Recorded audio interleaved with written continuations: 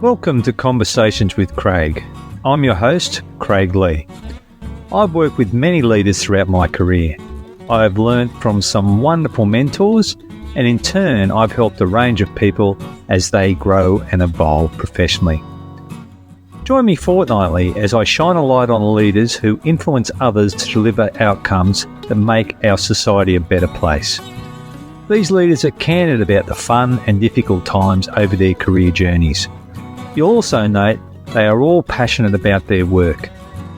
This episode, I'm joined by David Henderson, who's the founder and managing director of a consulting firm called VizionX here in Australia, in Sydney. Welcome, David. Nice to be here. Thanks for making the time. So it's just really a conversation we're having today that I hope will be interesting to other leaders, emerging leaders, or leaders that are can get some insights. We all learn from other people, insights of people in various stages of their career and business cycles. So it's great to interview someone who's a founder of a business. You're the first one that I've interviewed. Tremendous. That, which is great. And there's lots of founders out there with businesses.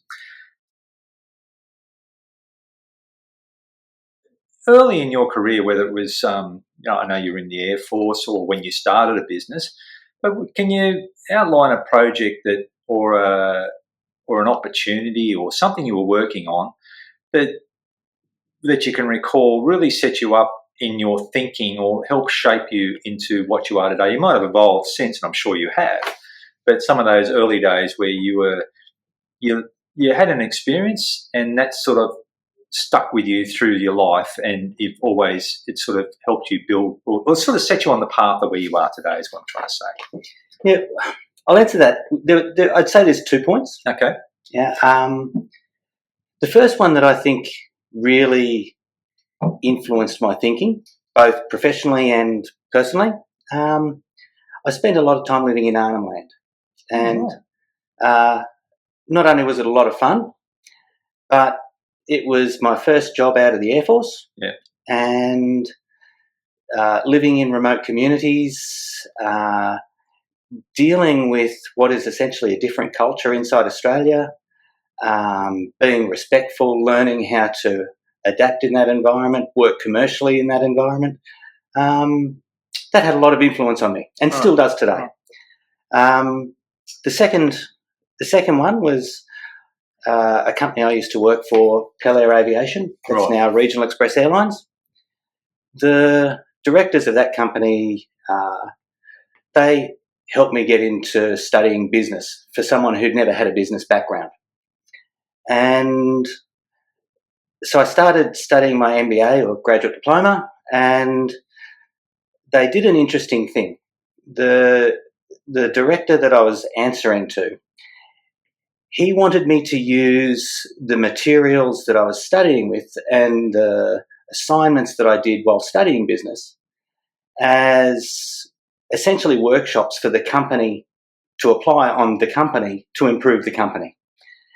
And it was a tremendous exercise. I don't think they'd had any sort of consulting background doing that sort of thing in their business. So when we started studying marketing and looking at the internal messages of the business and managing people and organisations and looking at risk, I think they learnt a lot out of it. So a very rare thing for me was studying business and being able to immediately have an impact on the business. I learnt a lot during that time, and I think I had a lot of effect at that time too. So, they were 2 really important parts of my life. So with Arnhem Land, because, who knows, we might get overseas listeners to this podcast.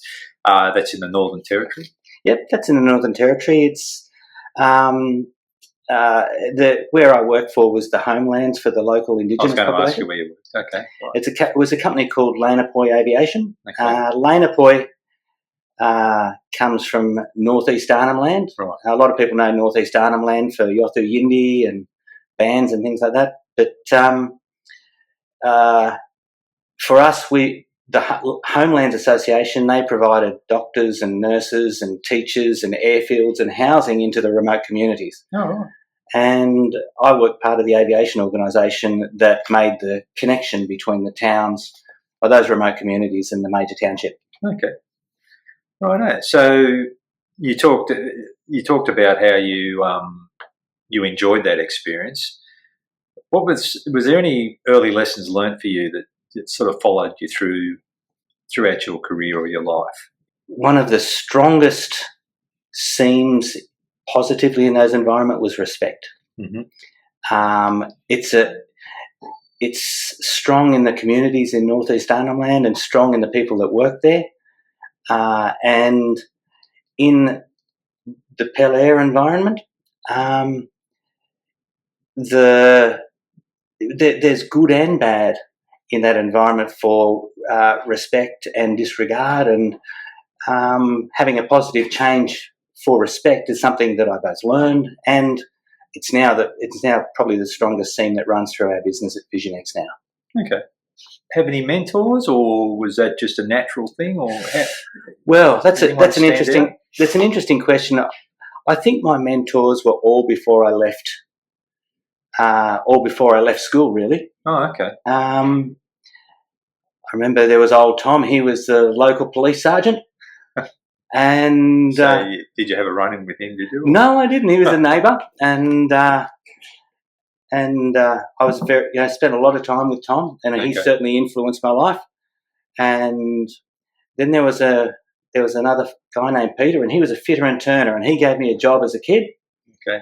And then there was a very close uncle of mine named Dennis, and he guided me very much in the aviation world. And so between community service, like a policeman, and me in defence, and being an engineer and a technician like Peter, and being in aviation like Dennis, I think the three of them shaped my life. Right. Yeah. So they were early influences in my life. Excellent. So where were you born, Dave? I was born in Cowra, New South Wales. Cowra? Yeah. Right. And what did your parents do? Well, I come from a single parent family. Okay. So it's just my mum. My mum works really hard. Yep. And so she raised three kids in a single parent environment, working all the small jobs that a mum does to try and raise kids and, right. and pay the bills. So I learned a lot from my mum. Yeah. She was hardworking, with strong ethics, and very resilient. And I think that has had an awfully big influence on me as well. What about your siblings? My brother and sister both do very, very well. Yeah. My brother's got his own business up in the Sunshine Coast, and my sister works for Defence down in Canberra. Okay. Did you grow up in Cowra as well? Did you go to school there? I grew up in Cowra, and I left at 15 years old and joined the Air Force. Oh, that sounds familiar tale. Yes, indeed. The Air Force used to get them young. Yeah. And I went off and did an apprenticeship. Okay. And what apprenticeship was that? I was an airframe fitter in the Air Force early on. Okay. They signed us up for 9 years, and I served a couple of really good postings in the Air Force and worked on some really impressive equipment for its time. Yeah. And then I left the Air Force and went back to school. Yeah. And that's when I did my HSC and went and learned to fly and started a flying career. Okay. When you were younger, did you play sports? Yeah, I did. When I was younger, I used to play quite a lot of golf. Right. Yeah, it was always sports on Tuesday afternoons and lessons on Saturday mornings. This is school, wasn't it? Yes, at school time. So always played golf. Yeah. Famously never ever good at it though. But I still like to have a hit of golf, and I'm still no good at it. All right. Okay, that's what I was going to ask you. You still do that. So any other recreational activities, music or? Oh, yeah, I've picked up a guitar once in a while, but I play that kind of like I play golf, very poorly. And so what high school did you go to? Cowra, was it? Yeah, Cowra High School, yeah. Then you joined the Air Force. Yep. Did you trade? And then when you finished the Air Force, or whilst you were in the when you finished the Air Force, then you went on and did further study then, did you? That's right, yeah. Okay. All right. I did my HSC before I left the Air Force. Okay. Studied that at night when I was living in Canberra. All right. And it was an interesting time in the world because that's when the earthquake happened in Newcastle. Oh, right. And as a young fella in the Air Force, I was able to put a couple of dollars together, and I bought my first house in Newcastle. Right. And the earthquake renovated it for me. Oh, no. Yeah. Did it really? Because when you read the media stuff, it was basically I think the Workers' Club or something got flattened.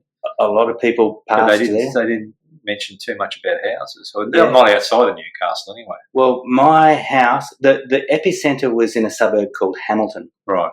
And my house was in Hamilton. Right. Probably about half a block away from the epicentre. Okay. So there's a lot more stories that I won't go into now about getting it fixed. But what they claim force majeure, did they? No. The insurance company was sensational. Oh, they did pay for it. The insurance company was sensational at the time. They wanted a few concessions from me for things that they didn't want to fix, but by conceding those things, they went and did everything else for me. So they basically renovated the house. It was really very good, which means that when I left the Air Force and had to go back to school, you never used to get government assistance for your study then. You never used to get HECS or anything like that. So in order to be able to continue my studies, I had to sell my house. Yeah. And so the renovated house was how I paid for my study. Okay. So it kicked my career off. So the earthquake did a hell of a lot for kicking my career off. And you later went to university. You did. You went to the Australian AGSM. AGSM. That's University of New South Wales. It's New South Wales now. Yeah. When I was at the AGSM, it was both Sydney and New South Wales, and studied business. Okay. And you did that a few years later, didn't you? I did do that quite a few years later, working for Pell. You were saying, I would. It's one of the things. As someone who had an operational background and a technical background, studying business was a real eye-opener for me. Yeah. Every subject I studied was something new to learn. Yeah. I didn't even have a baseline understanding for business until I did the study. It's something I'd recommend to anybody. It sounds like you really enjoyed the subject matter too. At some point in your career, study business. Yeah. If you're a dentist, at some point in your career, study business. What's your current family situation now? Oh, there's me and my wife. We live here in Sydney, in the inner west. Right. We've been living in the same place there for about 20 years, and we've been renovating that, and now it's a very comfortable place to be. Makes it very easy to get into the city, nice and convenient. Hasn't been flattened by an earthquake? It hasn't been flattened by an earthquake, and it's right on top of a hill, so it won't flood either. We love where we're at. It's very comfortable, lovely. We love playing in the garden or sitting in the garden, basically. We've got a television outside and a tent. Nice for day beds and television afternoons. And what's your wife's name? My wife's name is Pauline. So, and how long have you been married to Pauline? We were married 20 years just before COVID, so around about 2000. Yeah, so we're around about 24, 25 years now. Okay, lovely. Could you just take us through your career journey, because it's been quite an interesting one. As you said, you left school at 15 and joined the Air Force. So could you just take us through a little bit of a journey on where you are, where you've gone from there, where you are to where you are today? Well, I joined as a young fella at 15 years old. I wouldn't say there was any great design to it all going off to the Air Force. At 15 years old, I don't think I knew where I was going. Mm-hmm. It was a nice fit, and at the time, I'm now very grateful that's the path I took. Had some postings in Newcastle, up in Northern Territory, up at Tyndall when we first opened Tyndall, then down in Canberra, working on the VIP squadron. Okay, you work on the Falcons. Yeah, it was part of introducing the Falcons. Okay. And that's where I left the Air Force. From there, I signed off there after 9 years. Just before you go, so when you were in Newcastle, what sort of aircraft did you work on there? I went up there, we were working on Mirage fighters. Mirage, right. And that was a lot of fun. Yeah. Great place to cut your teeth, actually. Yeah. There's not a lot of technology. They're just big flying clocks. They're very technical and very hands-on. Good place to learn, a good place to get your hand skills together. Why do you call them a flying clock? Well, they're a French aircraft, Right. and the French are really good at building clocks and complexity. And I would say that's what a Mirage is inside. Okay. Underneath the skin, they're a very complex machine, Yeah. but very, very efficient machine. Okay. And very reliable machine. Yeah. So you would have been working on them towards the end of their life too. That's right. And so I saw out the last of the Mirages at 77 Squadron. Okay. And the introduction of the new F-18s at the time in 77 Squadron. Okay. Then I was posted to a small crew to set up 75 Squadron at Tyndall. And they actually set the new squadron up in Newcastle. And what was 75 Squadron? 75 Squadron was, at the time, it was Darwin Mirages. Mirages. But 75 Squadron, as they closed down Mirage, they didn't move from Darwin to Tyndall. What they did is they set the F-18 Squadron up in Newcastle. We put all the infrastructure together. We took the first aircraft there and then picked the Newcastle established 75 Squadron and took it up to Tyndall. So that was F-18s. And it was F-18s. So did you work on the F-18s? Absolutely. So wow, that would have been a step up from Mirages and... It was certainly a lot less technical. Yeah. They're a much simpler aircraft to work on, much simpler to work on, but there's a lot more electronic technology there. So they're, I don't think they're as reliable as the Mirages used to be, but they're certainly a lot easier to work on. Okay. All right. And so you left the Air Force. How long were you in the Air Force for? I was in the Air Force for 9. From Tyndall, I went down. They were getting the new Falcon 900s. Right. So I went and worked on the Falcon 900s while we introduced those. Then for the last year, I did a bit of time on helicopters at 5 Squadron, a little bit of Iroquois and a little bit of Squirrel. And that's where I got out. Okay. And from there, I went back to school. Right. So you certainly you got exposed to a lot of different aircraft. It sort of sets you up for being bold and having a look at different things. What prompted you to leave the Air Force? Because it sounds like you're having a whale of a time. I was having a whale of a time. I think at the time there were a couple of things. At the time,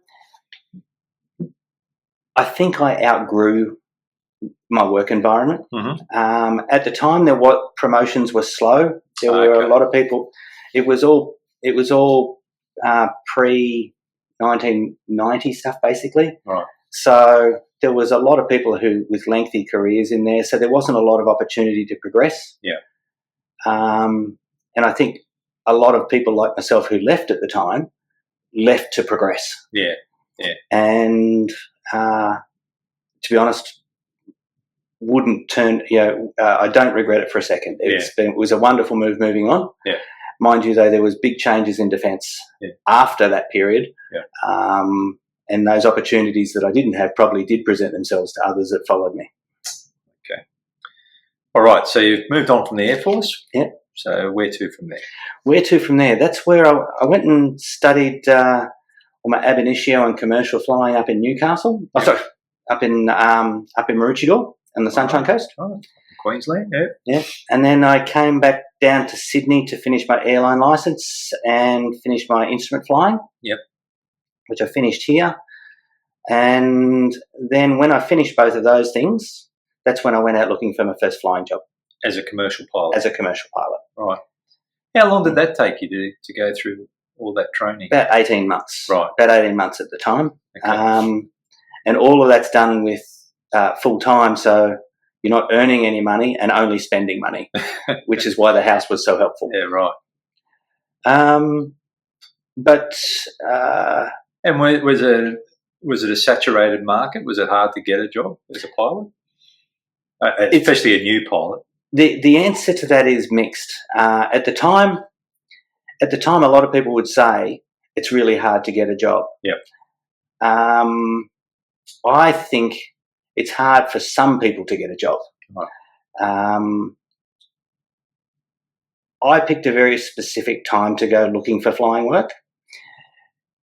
Back in those days, no one went into the north of Australia or northeast Arnhem Land during the wet season as a pilot with no experience. Right.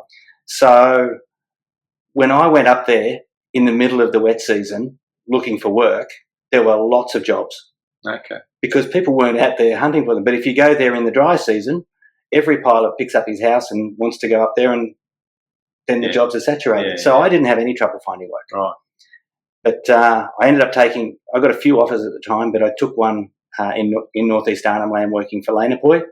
Best decision I ever made. Yeah, okay. It's going back to our earlier conversation. Okay, and then from there? So from there, I moved back to Sydney and started flying a few bigger aircraft. Okay.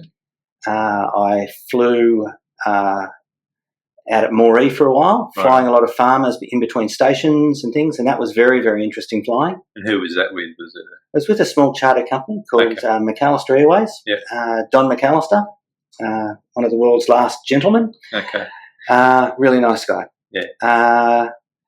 So they were chartered flights, were they? They were charter flights, okay. Yeah. So what would that be? Would it be some grazier or something, or how did it work? You'd be surprised. When I grew up, farmers were usually just small family farmers. Yeah. But as the years pass, a lot of those family farmers sell off to larger farming groups and larger companies, and they end up being corporations. Okay. And one farmer will have one farm in Burke and another one in Moree and another one down in Victoria somewhere. So the types of people I'd fly around were often a farmer going to his different farming investments. It's a lot more sophisticated in farming than it was when I grew up, I think. Yes, you would have met some interesting characters. I certainly did that. Okay. All right, so you're flying with McAllister. Then what happened after that? Then I came back to Sydney flying for charter companies here. Yeah. I did a lot of flying, carrying seafood between Tasmania and Sydney. Right. A lot of cold flights keeping the seafood alive, and flying for a charter company out of Bankstown, doing a lot of work for government, carrying a lot of politicians to meetings in the country, carrying a lot of jockeys out to day races, and basically a lot of charter work like that. Okay. Yeah. And then from there? And then from there, I went on to Pell Air, and that's where I stepped up into a more sophisticated flying environment. Right. I became a supervisory training captain in that environment, which I really enjoyed. How long had you been flying at this stage? By that stage, I'd probably been flying for about 4 or 5 years, maybe 5 years. So that's pretty quick to becoming a supervisor then, or was that about right? Yeah, it's probably about right.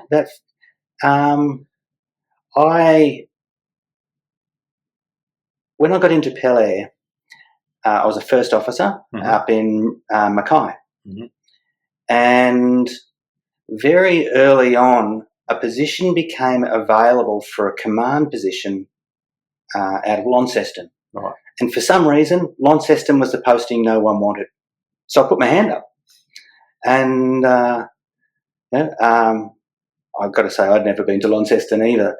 But so I was quickly given a command to take that role. So the quick promotion in that. But that was really great. I don't know why Launceston was not the desired location, because it was a terrific posting.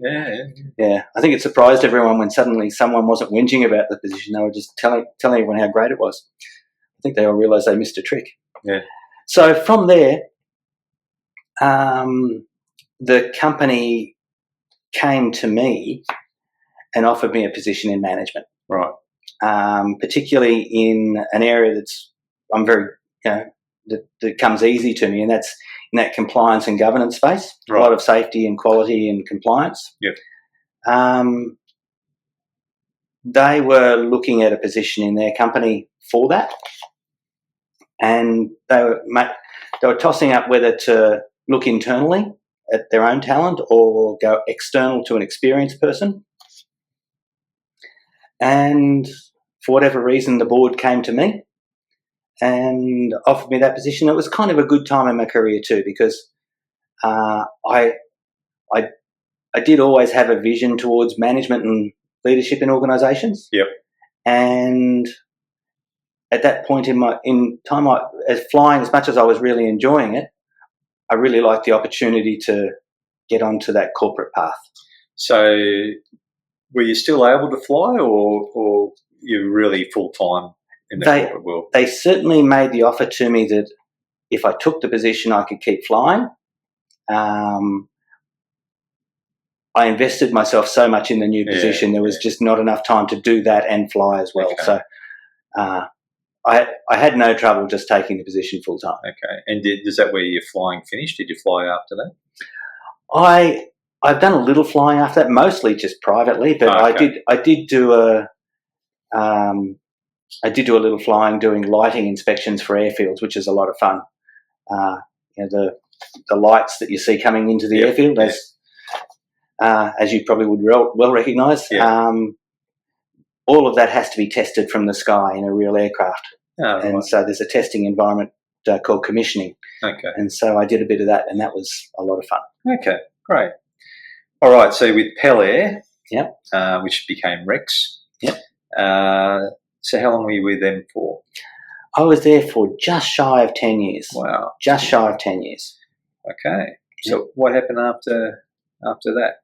After that, my leaving there had a lot to do with, my intention after that was to focus on finishing off my study. Yep. As being business study? Business study, yep.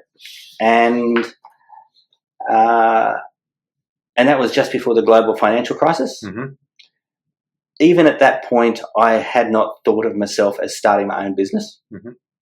I thought I was studying business to be a leader, get onto a corporate ladder. I thought that was my future. But as soon as I left the company, I started to get a lot of people coming to me, offering me work. Mm-hmm. And which is good for my reputation. I kind of like that. But it certainly made me question whether I should be doing it for myself rather than getting onto someone else's ladder. Right. And that was the birth of the first of the companies. Okay. And that again, another one of those decisions you never regret. It was fabulous. I'm really glad to have taken my own path at that point. How long have you been involved in running your own companies now? How many years has it been? 2009. So what are you talking about? About 15 years. 15 years, yeah. Right. From your observation, just what are some of the key traits that you think makes a good leader? To use a rather quaint anecdote, the idea that it's better to have a herd or a flock of sheep led by a lion than a pride of lions led by a sheep. I don't think the sheep's going to last long in that regard. I don't think so either. But what it means is leadership needs to embody fortitude. Mm-hmm. It's not always good times. Sometimes it's bad times. Or sometimes you just need to be able to demonstrate security for the people around you. Yeah. And so even if you're not feeling it, you've got to project fortitude. You've got people who are depending on you, people who are trusting you, people who are believing in you. Fear grows easily in people, and the best you can do, particularly when things are tough, is show them that things are okay. Mm-hmm. And make them feel okay. Mm-hmm.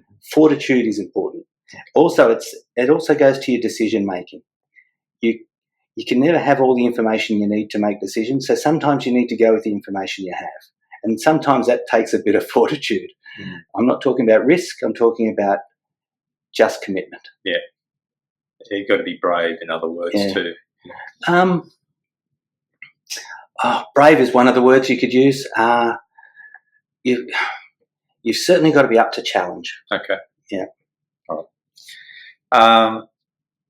So with that, this is all about this series of this podcast is all about anybody who's a leader or aspiring to be a leader might get some insights that helps them along the journey. You would have seen over your career, I'm sure, a lot of good people who have probably fallen short of being a leader or a truly good leader. They've got lots of great attributes to them, but there's that 5 or 6% of things that just aren't quite there that sometimes holds them back. So do you think there's any sort of common themes you see there that hold generally good people back from being good or even great leaders? Well, there's probably two things. Right.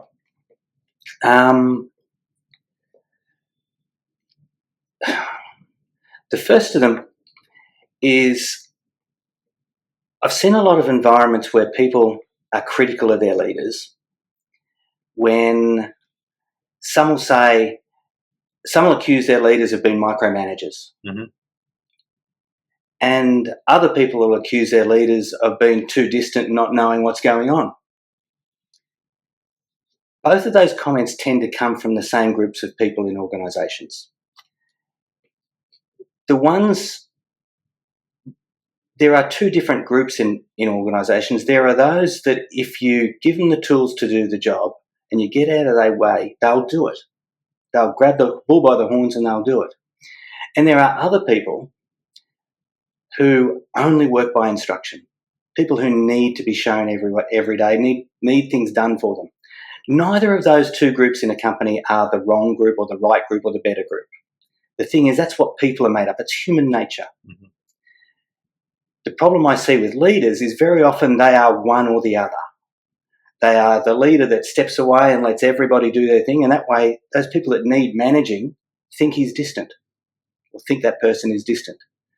Or if you're a micromanager, the people that need to be allowed to just get on with the job, they accuse their boss of being a micromanager. A real leader recognises their organisation is made up of both types and can accommodate both types and can manage those that need managing and can let those free that need to be free. Let those people that need to test the boundaries. And where I see the difficulty in organisations is when you've just got one type of the leader who recognises one type, it's always to the detriment of the other. Mm. And so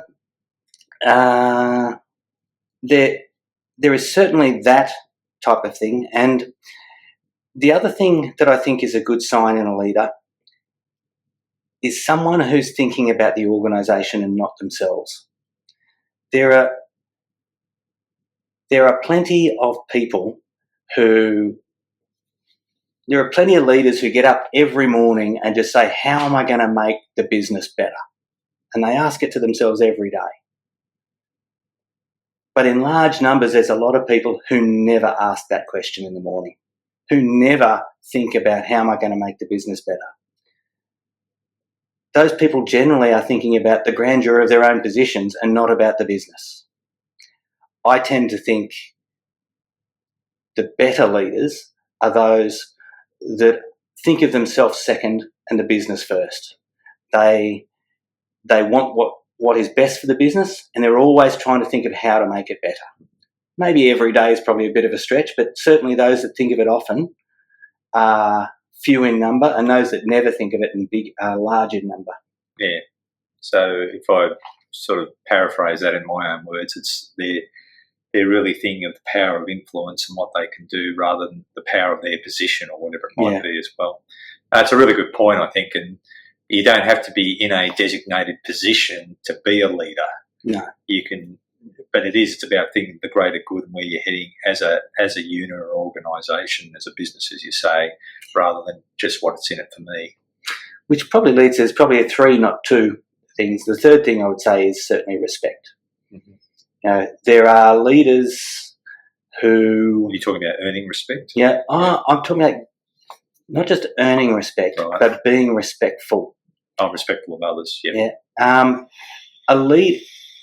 It's possible to be a leader and then still treat your people as equals, to respect their opinions and let them help you solve your problems. Those people who don't live by the respect with their people, I don't know that they ever really are managers.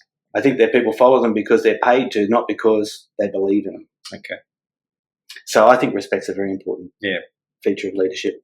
All right, thanks for that. So there's some good observation there, and what do you think makes a good leader? And it's a shame, really, too. And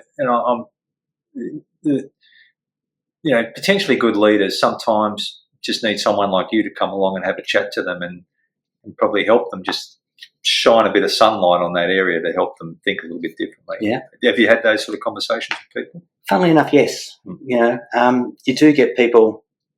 It doesn't happen a lot, but you do get people who.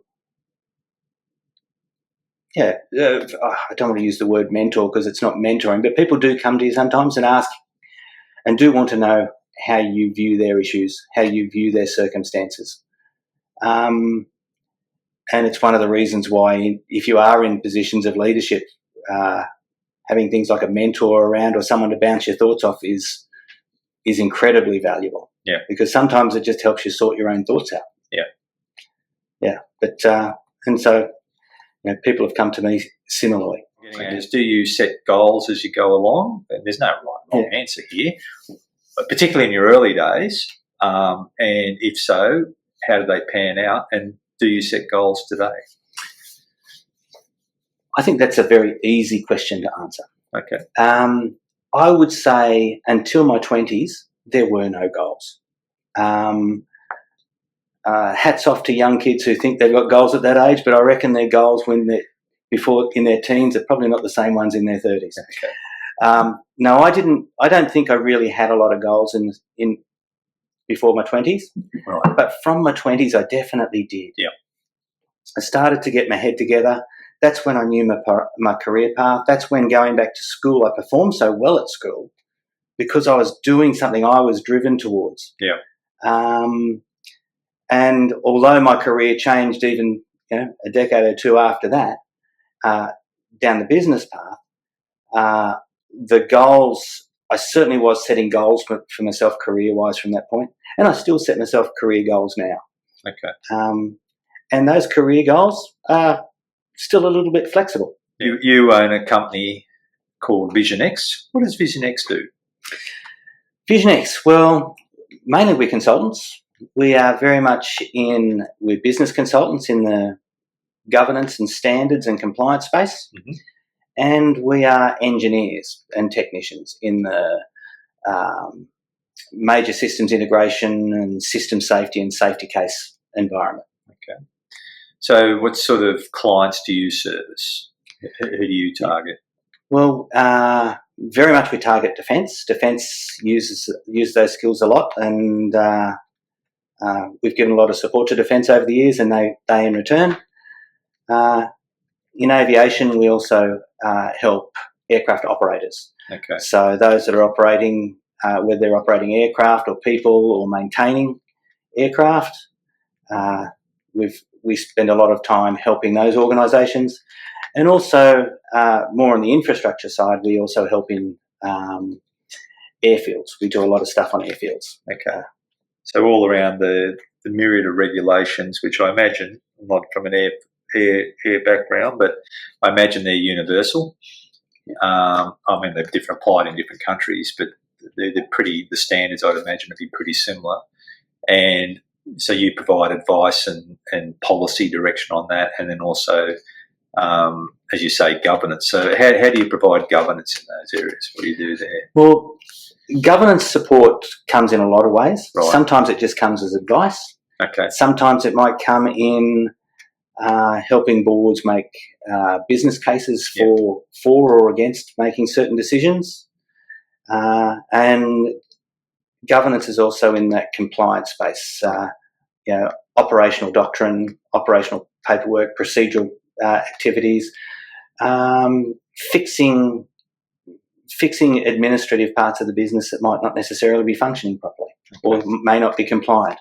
So we help in those areas. Okay. So I'd imagine that comes from your experience as a pilot and in the Air Force and things like that. And is that right? And then also I'd imagine also you have to stay reasonably contemporary because policy and that will evolve over time, I would imagine. Or how do you, what I'm getting at is how do you provide that point of difference in doing that? I mean, if I'm looking for someone, how can I be assured that VizionX has got it right? You're quite right. It's a competitive space. There are a lot of people out there claiming to be the experts. Right.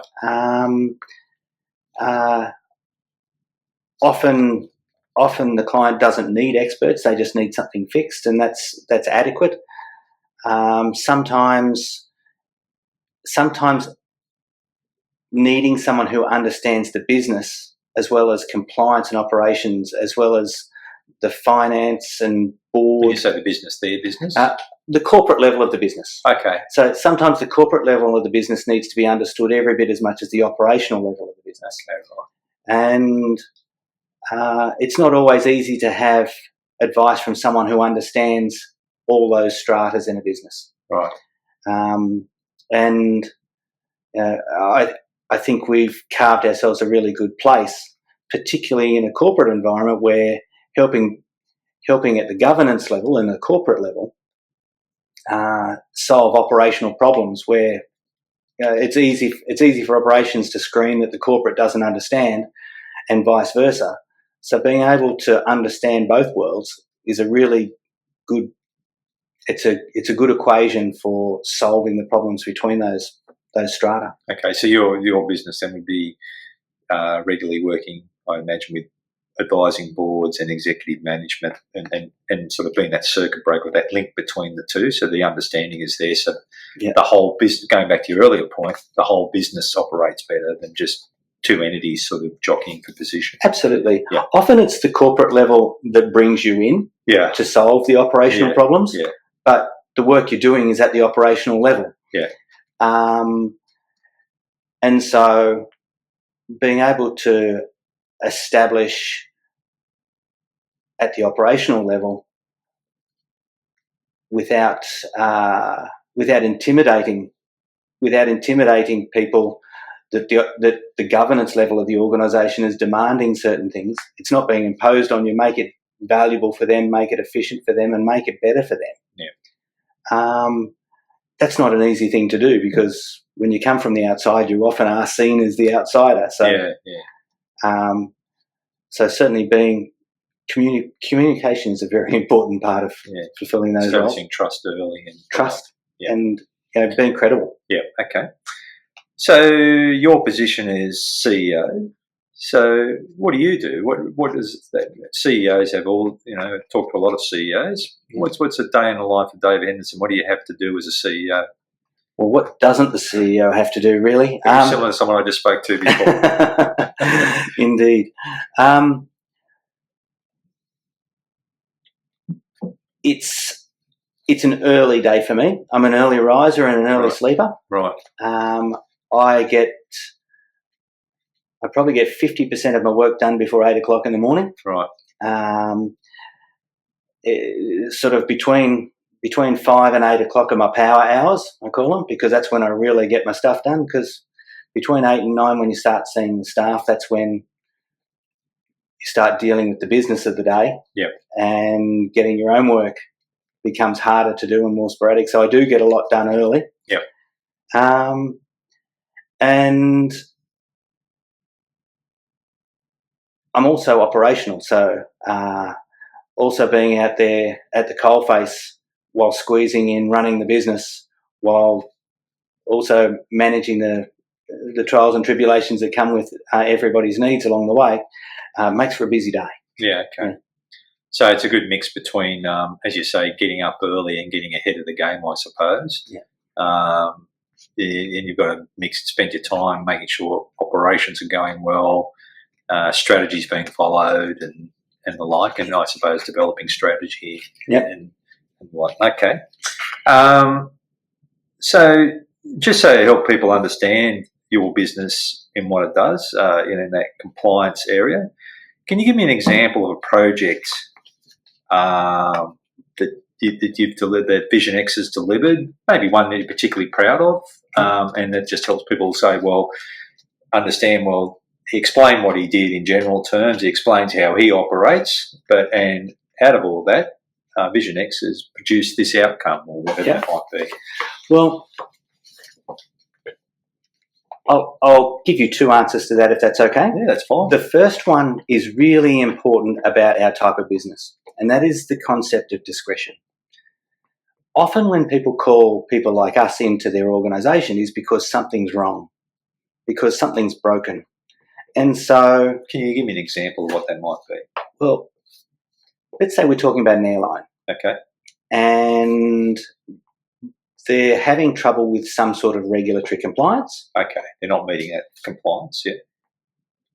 They've got shareholders and reporting issues, things that the market would rather not see or could not see. It would not be good for them. Yeah. So you have to be discreet. Yeah. So you come in and you fix things. And so some of our greatest successes are things we can't even talk about. Sure. And so discretion is really important. Yeah. And so it's also why it's hard for people to bring consultants in sometime, because discretion is not easy to ask for or expect. Well, they like obviously they like to have a bit of reference material for the next piece of work. Of course, so they be careful what you say there. Yeah, and so discretion is a very, very important part, right, of what we do. Okay. And the second thing is, in recent years, partnering with other organisations, we've done a lot of work for Navy. Mm-hmm. And we did a lot of work in major systems integration, helping to introduce new ships like the new helicopter carriers, what we call the LHD, and the new destroyers and other service ships. Yep. And I not only do I feel very proud about what we contributed to bringing those that capability into service, but I made a very clear point for the staff that even those working in our offices, their role in putting those great capabilities into service as well. Because even though they've got support roles that might be in the offices and they're never ever seen down on the shore side, the thing is, it's the role they play that allow us to be able to be on site to do those great things. So everyone in the organisation is part of contributing to great outcomes. Yeah. And so introducing those capabilities wasn't just something I'm proud of, but it was also something I was able to help others in the organisation feel proud about as well. Okay. So some people listening to this may not come from a systems engineering background or an engineering background at all. So what do you mean by systems integration, just in general terms? What are you trying to achieve there? Well, systems integration, it is a rather complex thing. Doing it from the waterfront as we did, it's a lot of looking at the bringing into service of an aircraft from a compliance point of view, making sure that everything that needs to be certified is certified, and often those certifications from the waterfront require those governance roles I spoke of. You need to have all the governance documentation in place, or you need to have certain trials in place. And so playing a role in introducing the right documentation, introducing the right certifications, and introducing the right testing regimes, being a part of all of that is systems integration. Yeah, and system within a system. So it's an aviation system operating in a maritime environment and bringing that those two systems working together. Absolutely. Yeah. No, it can be very complex because you often have, as the military tends to do, you will get a design, but the design will be modified in a certain way, or it might be a different combat system on a US combat system in let's say, for argument's sake, a Spanish platform. So it could be things like that. No, it's a very important piece, and it takes a lot of work. And you're dead right. Getting that right, it's about keeping that platform operational, safe, effective, and it's about defending the country. So it's a very noble job to do. All right, thanks for doing that. That helps people understand what you do and what your team does. What activities do you do outside of VizionX? Is there anything you do outside of VizionX? Well, there is, but it doesn't seem like much these days, really. Right. Yeah. As I said, I still like to hit a golf ball around a little bit. Right. That's always a little bit of fun. In recent times, I've, for whatever reason, found myself looking a little bit at family trees. Okay. Which is really very interesting because I've made connections in our family now to the first, second, and third fleets. Oh, wow. And some of those stories from a family tree are really, really impressive. From the first fleet, well, a gentleman named Ben Cussley, he was actually one of the Marines. He didn't come out below decks. Okay, so he was in the first fleet. Yeah, he was in the first fleet. Oh. And the thing about those Marines on the first fleet is all of them had just returned from the American Civil War. Oh. And so they were all offered a term here in Australia that if they did 3 years here, they'd be given grants of land here. And that's what Ben did. Okay. And so all very interesting stuff. All right. Does your business have a board? No, we don't have a board. Okay. At the moment, I'm a sole director. Yep. One of the ambitions for the business is to have a board. Yep. I'm a big believer in boards. Okay. There's a couple of reasons for that. None the least is experiences I've seen in other organisations where the concept that sometimes the boss needs a boss. Mm-hmm. The boss needs someone to answer to. Yep. And, being the head of an organisation that has a board sitting above them to help guide their direction, I think that's got a very important function. Okay. So say you do get on and establish a board, which I recommend you do. I'd suggest you do. But anyhow, what would you... I no doubt you'd be chairing that board. So what do you think the main responsibilities of the board should be? I'm very clear about this one, and it's not necessarily the same thing a lot of other people think. I think while the board has responsibilities, it's got just one job. The role of the board is to appoint the CEO and nothing else. It has other responsibilities, but there are different types of CEOs, those that are good at fixing organisations, those that are good at building organisations, and those are good at just sticking to their knitting. Yep. And very rarely is a CEO of a mindset that he can be all three of those things, or they can be all three of those things. Mm-hmm. So the role of the board is to appoint the right CEO at the right time in the life of the business. And so the board needs to be able to recognise what phase their business is in, whether it needs to grow or whether it needs to be fixed or whether it just needs to just stick to its knitting. Mm-hmm. And then when it knows which is the right CEO for the right phase of the career or the right stage in life of the business, then being able to give that person direction. So that person's got a mandate to follow. And it's why CEOs should not be a permanent position. In my mind, they should be a tenured role, and the board should provide them with direction and appoint the right one at the right time. That's what I think the role of the board is. Okay, so what do you think? Building on from that, what do you think the board's role is in the company's sustainability? I'm not just talking about the ESG component, but having I think you've answered a little bit there, having the business sustain itself throughout its life cycle. So how do you see the board doing that, like with strategy and the like? I believe the board should be the source of strategy, mm-hmm. and the CEO role should be to deliver that strategy. Mm-hmm. A strategy is visionary, mm-hmm. and vision comes from the board. Mm-hmm. You would expect the CEO to have vision, but the vision needs to be aligned with the direction the board sees of the business. Okay, so I might move into that's the sort of where the board sees the business going and appointing the right CEO for as you say, for the phase of that business and where it's at.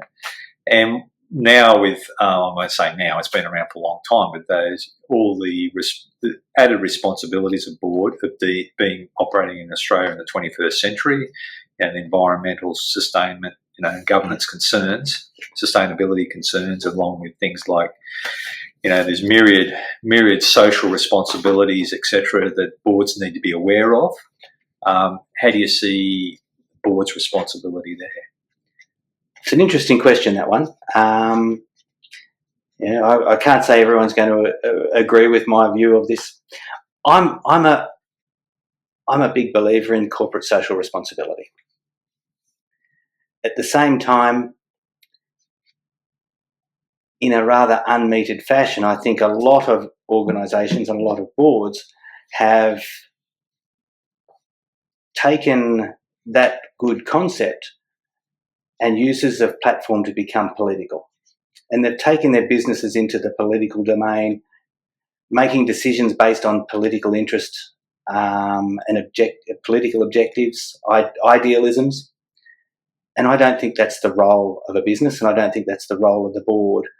But using corporate social responsibility as their excuse for taking their businesses in that direction, I don't agree with that. Mm-hmm. And I think a lot of businesses are doing that these days. Yeah.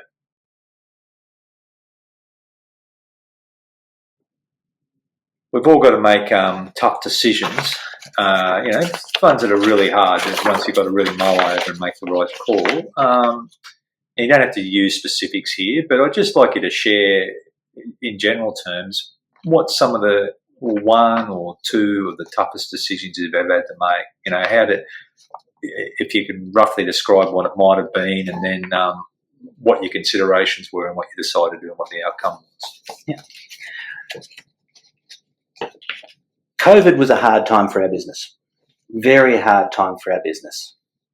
And the business had really good people on board, and we had to let a lot of them go. Okay. Some of the hardest things I ever did in letting good people go, not because letting them go was the problem, but people who trusted me, people who believed in me, believed in my vision and believed in my direction. And I very much felt like I'd let them down. Mm. That said, how I handled that was, again, with great respect. I involved them. I was transparent with them for the whole journey. Right. So no one was in the dark. No one had reason to be concerned that everything wasn't being done. And when it come to the biggest decisions about the direction of the business and about the employment of people, I let the employees make the decision themselves, and I followed them. So hard times, but that was to me to be the most respectful way I could have dealt with those people. Okay. So they made the decisions in what way, the employees? Well, before we let them go, we had to go to a period where we wound back conditions because we simply couldn't afford it at the time. Yeah. But we did that because that was what they chose to do. I presented them with the problems we were facing. So what, maybe wound back hours and things like that? Yeah, wound back hours, wound back dollars, all sorts of things. Yep. A lot of companies had to do that. Yeah. But what I did is I didn't impose that on them. Okay. I presented them with the circumstances. Okay. And they came up with some... And I basically presented them with all the circumstances and then walked away with the instruction that they could solve it amongst themselves, tell me what the outcome was, and that's the outcome we'd follow. And that's what we did. Okay. Gee, that's a mature approach. Not only by you, but your team as well. Very lucky to have those people. And they must have really hurt to let them go. It really did hurt. But every single one of them was very mature about it and very respectful about it. What do you say about great people? Yeah, no, that's amazing. I've being involved in that time myself, I know exactly what you're talking about. But that's the first time I've heard that. That's interesting. I understand that. So how would you describe your leadership style? And before you answer that, do you think it would align with what other people who've worked with you see you as your leadership style?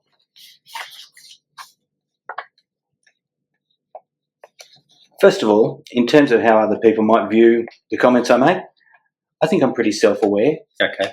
I think we all probably have a little bit of a rose-coloured glass over ourselves, but I think I'm pretty self-aware. Right. So I think people would see me the way I describe.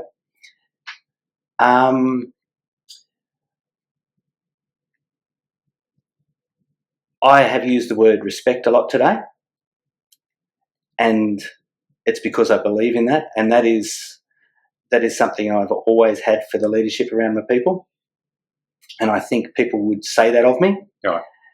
I demand a standard. I demand a standard in how we present the business. I demand a standard in how we communicate the business, and I demand a standard in terms of the work we do. And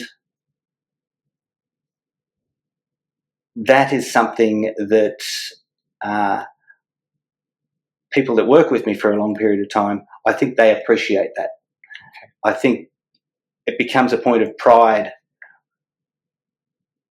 like people being house proud.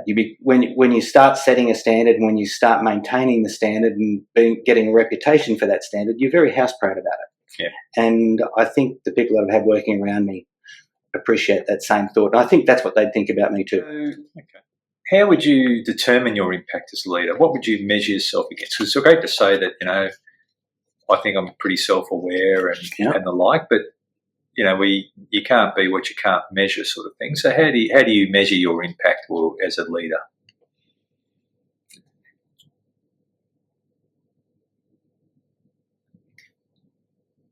I would say it is measurable by the people from my past that I still have contact with. The people that have worked for me that still openly contact me, communicate with me, talk to me, people that I'm still friends with. Yeah. I think if people didn't respect their time with me, you'd probably never hear from them again. Mm-hmm.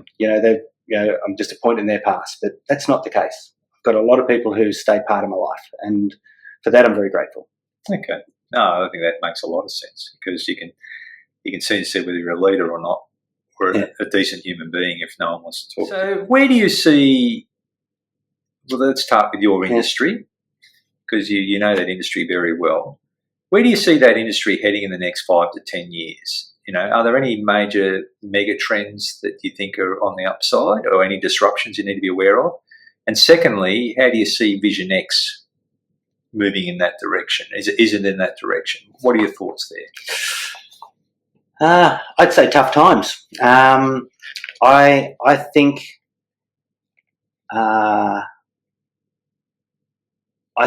there is a reshaping of the defence industry. Mm-hmm. And I think we're at the beginning of it, not the end of it. Okay.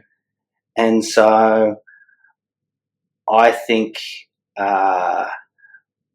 while the Commonwealth grapples with the plans it's making, and while the industry grapples with how to reshape itself to match the new shape of the Commonwealth in the defence environment, I think it's going to be hard. I don't think the vision's been made clear to everybody, so I don't think it's easy to map a path forward. Yeah.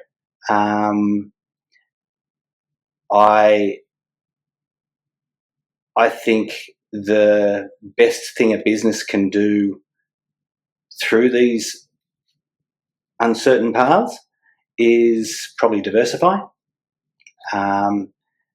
Whether it's we diversify a little bit, but we diversify with the same skill sets into other industries, okay, like aviation and rail and space. Right. Yeah. But it's essentially the same skill sets. Going into other areas of the Commonwealth, not just defence, is important. Just diversification is probably the best way to weather the uncertain period. Yeah.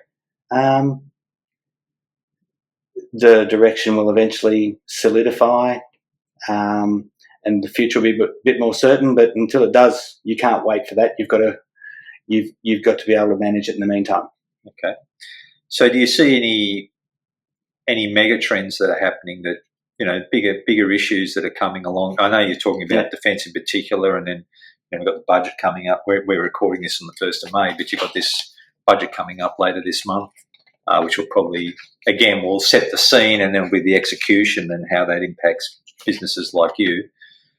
But overall, do you see any trends that are emerging, and particularly for the skills that your business has that might either be a threat or a positive for your business? The trend I see more as a threat. Okay. What's the trend that you're seeing? The trend we're seeing in industry, is that external support in the professional space is being sought less, while the Commonwealth seeks to grow its public service and grow its defence membership. Yep. And so that comes at the expense of the industry that's here. Yep. So the trend there, I don't see that changing for a while. Okay. The opportunities for us there are to, again, diversify, but maybe even diversify skill sets. Okay. Look into other skill sets, not just in that professional services space. From a country point of view, how do you think Australia's going? There's a lot going on. We've got quite a bit of geopolitical tension. The world, I think it's pretty well established now. The world, gone are the days. The global trade was as liberal as it once was. There's a fair few packs around the place. So the linkages are still there, but they can be quite difficult to manage. How do you think Australia's faring in the environment at the moment? I think it's actually doing really well. Right. There's a concept in defence, but it's also true of other industries, called the global supply chain. And the technology of today allows Australia to reach much further into the global supply chain and be suppliers in what was essentially geo-locked parts of the planet. I think Australia is doing very well in that space. I think the global supply chain has been a great opportunity. Certainly an area we've got our eye on. I'm seeing other small businesses seek into that space as well. But certainly the manufacturing side of Australian industry, which I think is actually stronger than a lot of people would like to let you know. I actually think we've got some great stuff going on here. The global supply chain is gobbling that stuff up. So I actually think Australia's actually doing really quite well. Yeah. Look, I'd agree with that. And I think what you said about manufacturing, our manufacturing industry, I think, is doing an incredible job. Yeah. And if I were to be critical of the government, I'd still think that there's not enough incentive there for businesses to help them out. We've still got a tax rate that just doesn't help. And if we want advanced manufacturing, we've got to really get serious about that and not just pick winners. We've got to provide incentive to advanced manufacturing and see where that goes, not the government try to ordain what that would be. So I think they're trying to do the right thing, but a bit like you were saying before about companies with ESG, don't be political. Get on and do what's right. Yeah. Don't do a politically correct type thing. But yeah, I think you're right, and I think that a good old Australian tenacity, like the Kiwis, like the Canadians, like the Americans, it's still there. Yep. And companies like yours have got a real opportunity, I think, to do that. So I think so too. Yeah. Okay. Great. Thanks for that. All right. So finally, what I'd like to do is, I think it's always a shame when you've got people with years and years of experience. Not making you sound old. Yeah. But years of experience, a diverse career, particularly someone. And I'll use the word brave. I think anyone who starts a business is a brave person, and had the ups and downs and ups again on business. You've got a lot of advice and a lot of experience that that I think could be imparted to younger people. So, someone who was starting out on a career journey like yours, particularly where you are today, you got any sage pieces of advice for someone who wants to get going, may want to run their own business one day? What's something that you would, if you had about 3 or 4 things to offer them, what would they be? I do have about 3 or 4 things I'd offer up, but particularly in the graduate environment, people that are graduating, people who are just kicking their careers off, get out of your postcode. Okay. Travel. Yep. Go global. Try the world out. Opportunities present themselves, always say yes. Get out of your postcode and travel. The education you have will pale to what you'll learn when you travel and you be in remote places and you go to remote countries and you learn to communicate with different people. For young people, if you want to be really good in business and later in life, travel early, because that's where you'll get your experience from and you'll call upon it every day. Yeah. The other thing I would say is never forget your partner, never forget your family, because when you do start getting into business yourself, it is a journey of ups and downs. Yep. And it's easy to forget your partners, and it's easy to let relationships suffer, but never do that. Mm-hmm. Always prioritise your family, always prioritise your relationships, because they're the ones that are keeping it going, and they're the ones that you'll miss most if you lose it. Yeah. So don't lose it. Okay. And I suppose the one thing, it's probably been easy for me because of a career in flying and in defence. Never stop studying. Never stop learning. Never stop picking up another article or another book or another lesson. Just never stop. And it doesn't matter how old you get, you can always learn more. And if you're not learning, pick up an instrument and learn an instrument. Do something new all the time. Studying keeps the brain going, but also there's no limits to what you take on board. Yeah. And you do use it. So definitely never stop studying. And to finish that thought off is always be willing to accept the good advice that's around you. And good, trusted people are giving you advice. Give yourself time to listen to it. And those are probably my bits of advice for young'uns. Well, I reckon that's excellent. So it's very similar to a couple of people I've spoken to, particularly explore, get out of your comfort zone, see the world. Big thing on family, and you learn that through experience, don't you? Sometimes you do get a bit carried away, and your family's always there for you if you let them. Never stop learning and getting that, those rich experiences from different people. So that's great. So look, David, really appreciate your time today. You're welcome. Thanks for making the effort to come in and have a chat, and we'll see how. Well, we're looking forward to the next journey with VizionX. I'm looking forward to it too. Okay, mate. Cheers.